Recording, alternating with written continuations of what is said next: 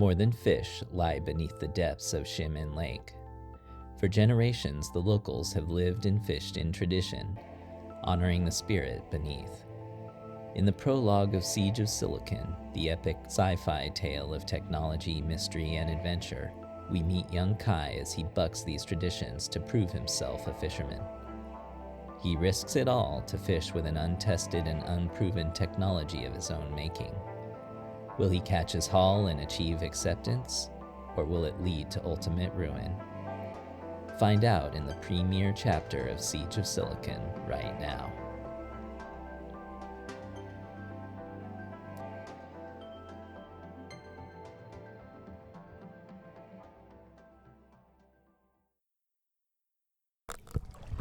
The lantern on the boat burned just bright enough to illuminate Kai's netting and tackle. He didn't need much more. It was easy enough to maneuver the little rented skiff towards the bright lights of the news crew. Kai wore full-toed shoes, jeans, and a lightly knit long-sleeve shirt. None of these garments relieved him of the high temperature and humidity that was typical, even in the evening, in Shimen Lake. On top of his head was a doli, the traditional full-brimmed hat woven out of thin bamboo strips. Draped around that was a net that encompassed his head and rested on his shoulders. Kai held his hand over his face to shield his eyes from the spotlight. He could hear a voice coming from the large trawler. "Isn't there a way we can get him face to face?" A much more gruff voice replied with the authority and resolve indicative of a captain. "He'll need to climb up the deck, lash that dinghy to the side." Kai tied his boat up and grabbed his little leather-bound notebook. He tucked it under his shirt and cinched it tightly between his hip and the waistband of his pants. He climbed up to where the reporter stood. 2 other trollers circled the news boat with the same dim lanterns. These trollers were outfitted with large nets and a full crew. The age of the youngest among them was no less than twice Kai's. They all stared at Kai and the reporter like members of the AV club watching a quarterback talk up a cheerleader. The reporter roped her microphone wire around her pleated skirt and heels. "Thanks for talking to us today." She grabbed a hold of the transom as the boat rocked back and forth. Kai didn't respond, but instead stared at the giant black eye jutting out from the shoulder of the cameraman. The reporter nudged Kai on his shoulder.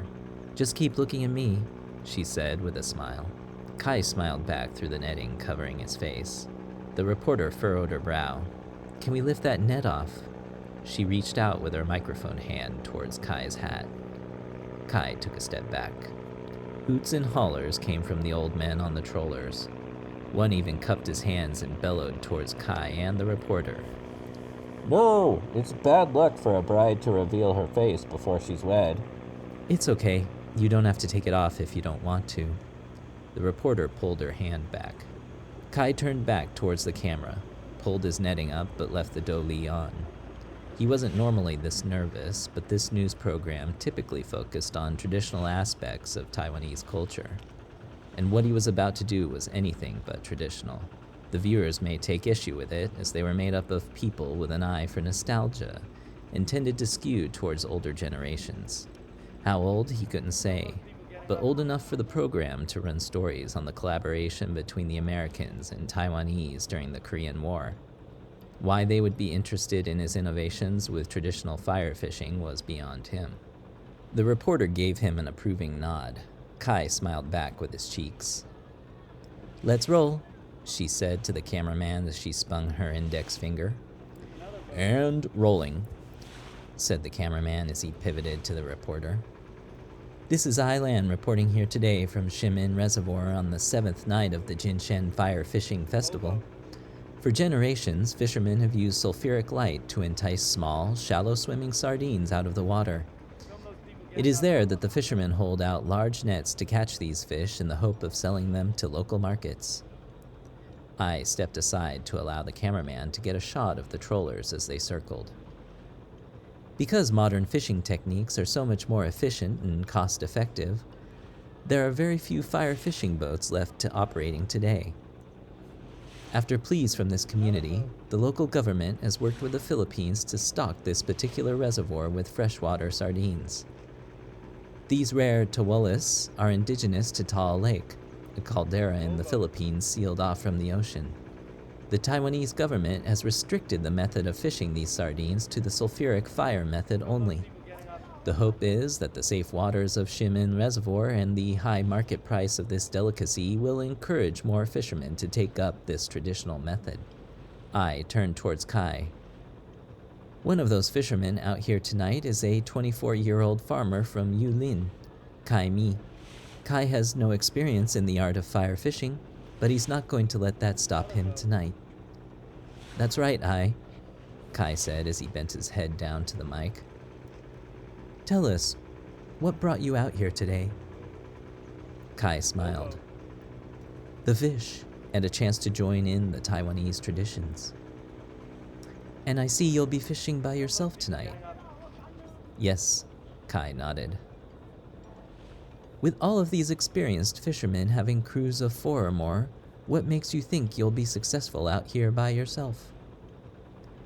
Innovation, I've had some time to rig up some unique modifications that should catch me just as many sardines without the overhead of having a large troller in crew, while still abiding by the rules of fire fishing.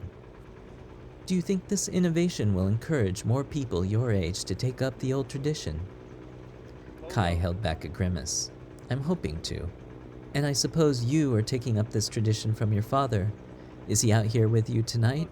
No, Kai struggled to find a way to deflect the question. He's not here. He couldn't be here. Kai paused. Not that he doesn't want to be here. I mean, he's not embarrassed. He's very proud of me, yes. Well, I shared a brief snicker and sneer with the cameraman. Thank you for sharing with us, and good luck out there. Thank you, Kai nodded. I turned back towards the camera. Even with new fishermen taking up the methods, the total seafood production from fire fishing decreases every year. If this trend continues, traditional Jinshen fire fishing may exist in nothing more than history books. This has been Lan reporting to you tonight from Shimen Reservoir. And clear, said the cameraman. Kai climbed back down to his dinghy. By the time he grabbed the oars, the newsboat had left him teetering in their wake. He fished his notebook back out of his pants and flipped to a specific bookmark. Using his compass, Kai steered his boat eastward. It took less than 10 minutes of rowing to reach the spot. He held the lantern over the surface of the water. Thousands of sardines shimmered against the orange light. He looked back at his notebook, then to his surroundings. It was just like the previous night. The pattern of the school, their path, they all converged to this point in the lake. He made another small annotation underneath the converging sketches of spirals, then placed the notebook in the dry box next to some electrical equipment and a 12-volt battery. Kai looked around. The other fishermen were busy with their fire and nets. The glistening of the scales from the distance looked almost like fireworks. He fished out a long, hollow bamboo rod. Using his lantern, he lit the end. What emerged was a billowing flame nearly a foot long with a sound like exhaust from a furnace. Kai held it over the water, and the sardines leapt out as if the fire held a new, better source of oxygen. He secured the bamboo rod and unfurled his netting. The other fishermen had taken notice of his lucrative spot and begun to steam towards him. There was little time. Those professional crews were sure to make short work of the area he had found. Kai rushed to grab the 2 other pieces of bamboo that held each end of his net. He could hear the motors of the trollers getting louder and louder, overpowering the sound of the sulfur light. Kai knelt down in his boat and pierced the net straight into the water like a side window rolling down into a door frame. He then swung it up so that it was now flat with the surface of the water. He pulled the netting up underneath the sardines. There was resistance. He had been too greedy. The weight of the sardines required an equal and opposite force from Kai, a force he was unable to apply in the boat. The lack of equilibrium was too much for the little rented skiff to handle. It keeled nearly 90 degrees without turning over, but managed to eject Kai before coming back to rest. It wasn't just the shock of falling into the water that triggered Kai's fight or flight response. It was the thrashing of the sardines all around him. He shielded his face as he felt them swim around his body. He kicked a few out of his pant legs in an effort to keep to the surface. Kai flailed his arms and legs enough to keep the sardines at bay. He made his way back to the boat.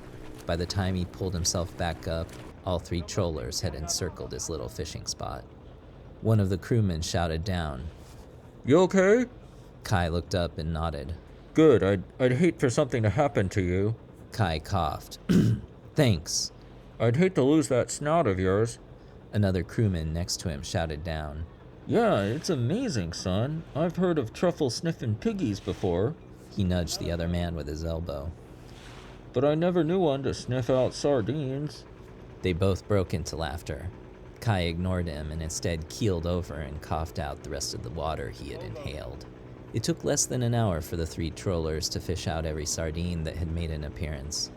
Kai had lost his netting and was forced to use his equipment box to catch any stray sardine he could. By the end of the night, he had managed to haul in a little over a gallon.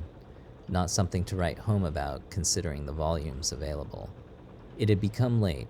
The fishermen tied their boats while Kai pulled the little skiff back to the racks that held all of the rentals. The fishermen pointed at him, mockingly clapping. Some even made little pig noises. Kai ignored them, packed his gear onto his scooter, and drove home for the night. The following evening, a viewing party was held at Guang's Hot Pot, a local establishment not more than a stone's throw away from the docks of Shimen. Most of the other fishermen from the previous evening were there. Each crew shared a table segregated to their own boats. Kai showed up alone.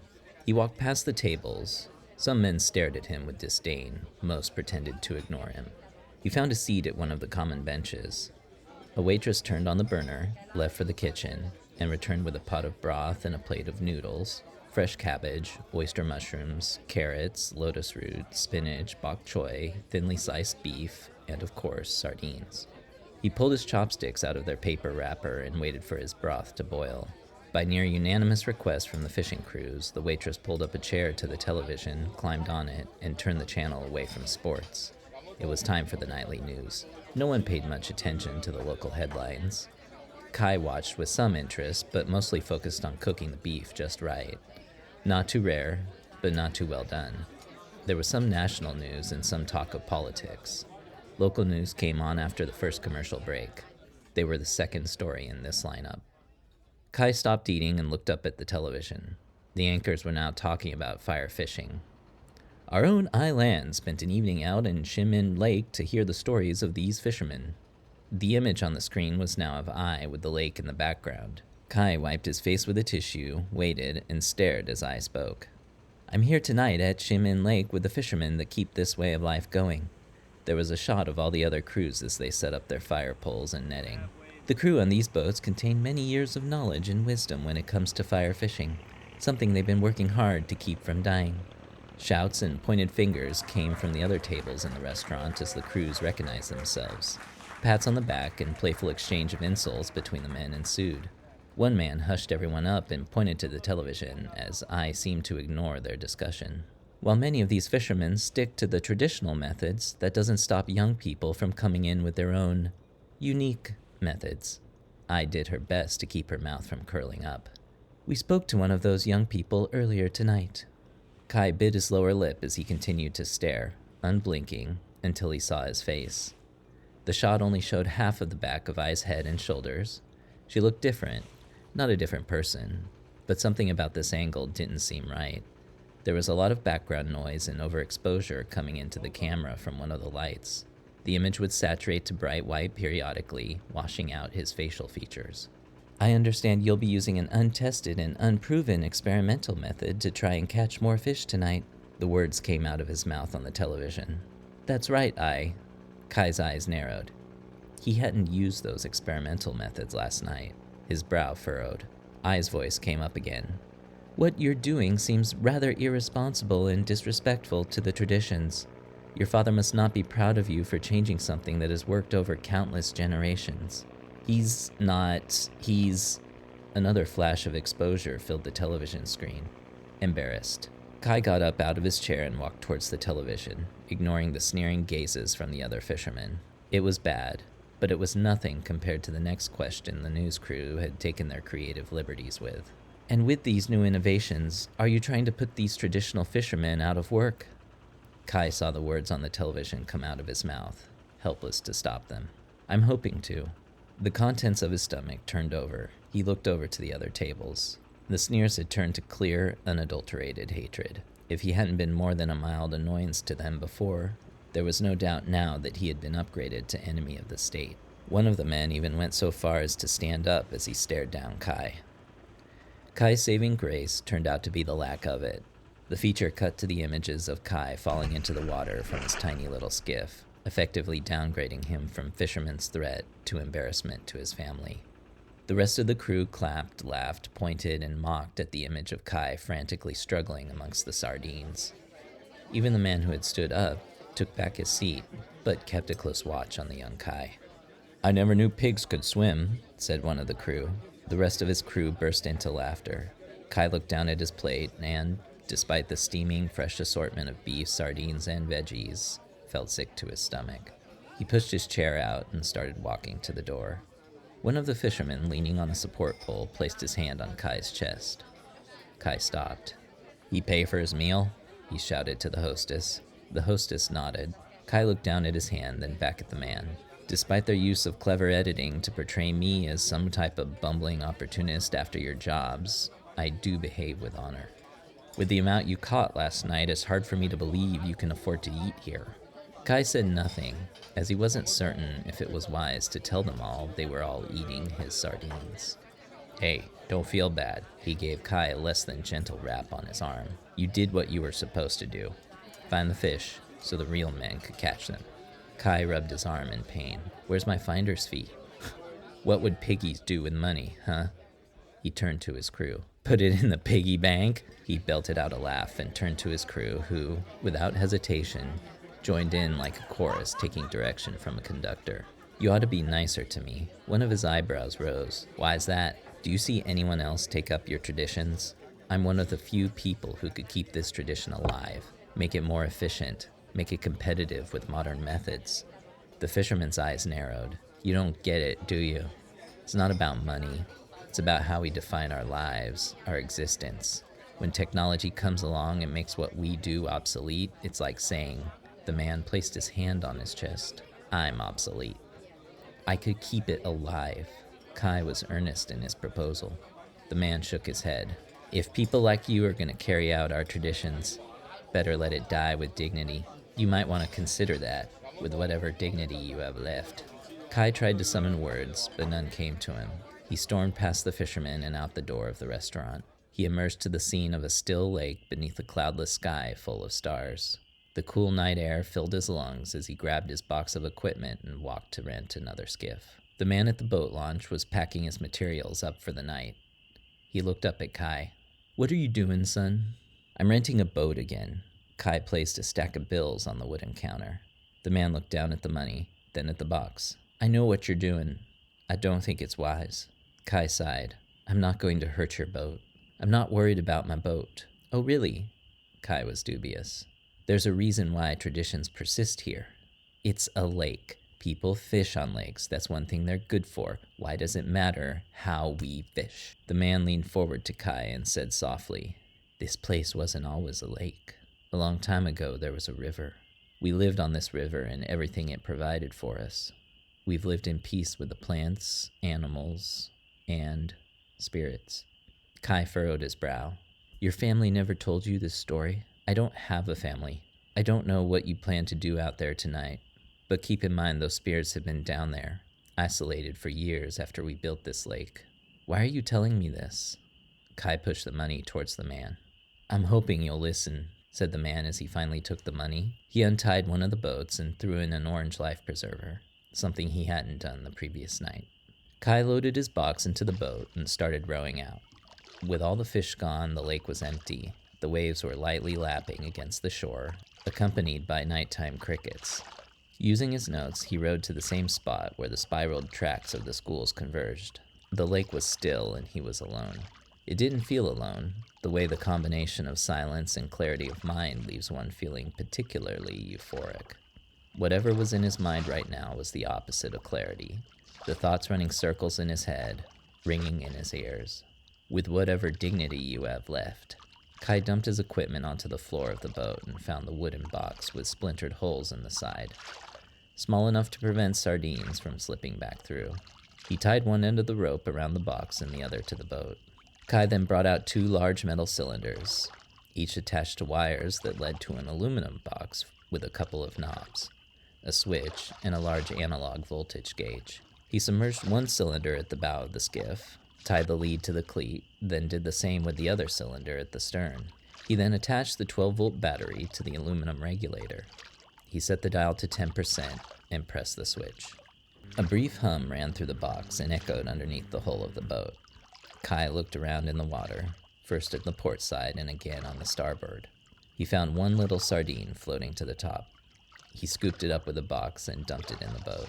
He then cranked the dial to 20% and caught 4 more sardines. On 50%, he caught 8 more.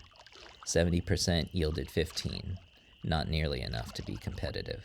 Kai didn't know how much juice was left in the battery, but at this point, he had nothing left to lose.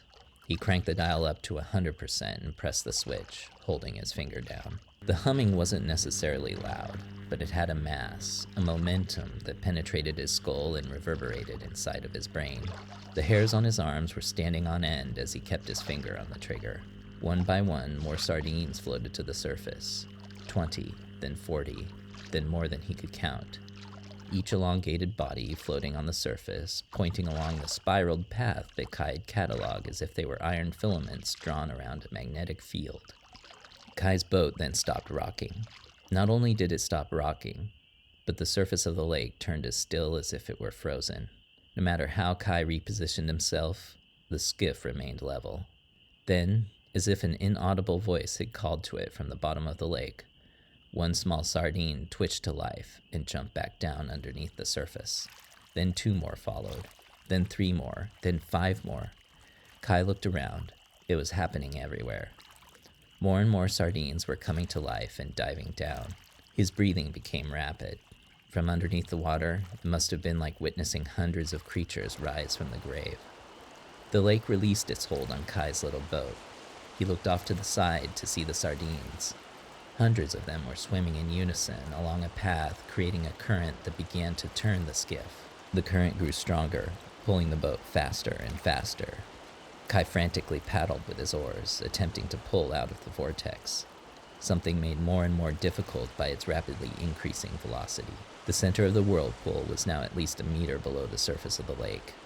He could hear and feel the flapping of the fish all around the hull of the skiff. There was no escape. The nose of the boat was the first thing to be submerged. Water spilled over the bow, accelerating the rate of submersion. Kai let go of the oars, grabbed a hold of the life vest, and threw himself over the stern. Despite his frantic kicks and the buoyant vest he held, the current carried him under. The last thing he remembered feeling were the cold scales of the sardines, but among all of that was a warmth. Something that reached out to him from the water that dragged him deeper and deeper into the reservoir.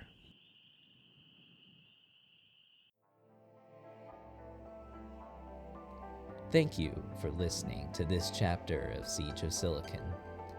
Tune in soon for the next installment, or read ahead in the copy available now on Amazon.